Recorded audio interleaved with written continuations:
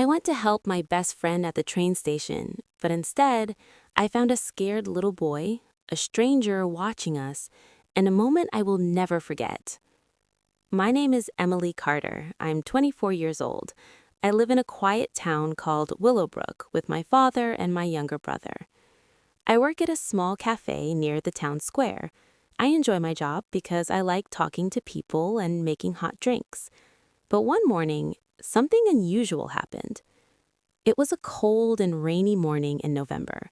I woke up early because I had a morning shift at the cafe. When I checked my phone, I saw a message from my closest friend, Sophie. It said, "Emily, please come to the railway station today. I really need you. 11 a.m., platform 5. I felt confused. Why did Sophie want to meet me at the station? She didn't explain anything.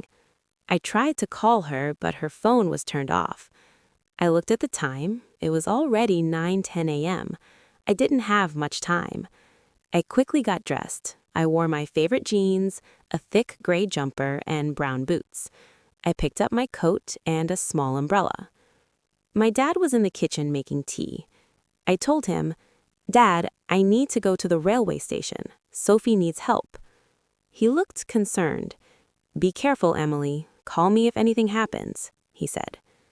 Outside, the rain was heavy. I walked to the bus stop. The bus was full of people going to work. I stood near the window and watched the wet streets and blurry lights outside. After about 35 minutes, I arrived at the railway station. It was large and noisy. People were walking fast with bags and suitcases. I searched for platform 5, but the signs were confusing. It took me some time to find it. When I reached the platform, Sophie was not there. I waited. 10 minutes passed, then 15, then 20. She still didn't come. I started to feel nervous. Then I noticed a small boy sitting alone on a bench.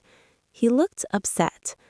I walked over and asked gently, "Hi, are you all right?" He looked up. His eyes were red, like he had been crying. "I lost my ticket, please," he said quietly. "I don't know how to get home." I sat next to him. "My name is Emily. Maybe I can help. What's your name?" "My name is Oliver," he said. He told me he had visited his aunt, but his ticket fell somewhere. He was afraid to phone his mom. I gave him a biscuit from my bag and smiled. "It's okay. We'll figure something out." Just then, my phone rang. It was Sophie. I answered quickly. "Sophie, where are you?" Her voice sounded shaky. "Emily, where are you?" "I'm on platform 5, I said. She gasped. "Oh no, I'm on platform 3. Please come quickly. I'm scared." I looked at Oliver. "Stay here for a moment, okay? I'll come back." Then I ran through the station. My shoes were wet and my hair stuck to my face. When I reached platform 3, I saw Sophie sitting on the floor near a ticket machine. She looked pale and frightened. "Sophie," I called. She stood up and ran to me. She hugged me tightly. "I didn't know who else to call," she said. "I was terrified." "What happened?" I asked. She whispered, "I think someone is following me." My heart started beating faster. Who would do that? I don't know. There was a man on my bus. He kept staring at me.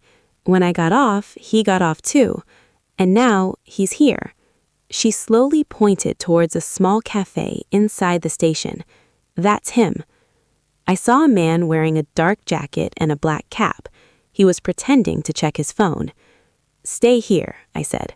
"I'll speak to him." But when I stepped forward, the man noticed us and quickly walked away into the crowd. Sophie looked at me. "Do you believe me now?" "Yes," I said. "Let's talk to station security." We went to the help desk and explained everything to a woman there. She called a security officer. The officer listened carefully and said, "Don't worry, we'll check the cameras." Sophie looked calmer. She held my hand tightly. "Thank you, Emily. I don't know what I'd do without you." I smiled softly. "Next time, send the right platform." We both laughed a little, but I still felt uneasy. Then I remembered Oliver. I told Sophie about the boy. We went back to platform 5 and he was still sitting there with his small backpack. Sophie stayed with him while I went to the ticket office. I explained the situation. They contacted Oliver's mother.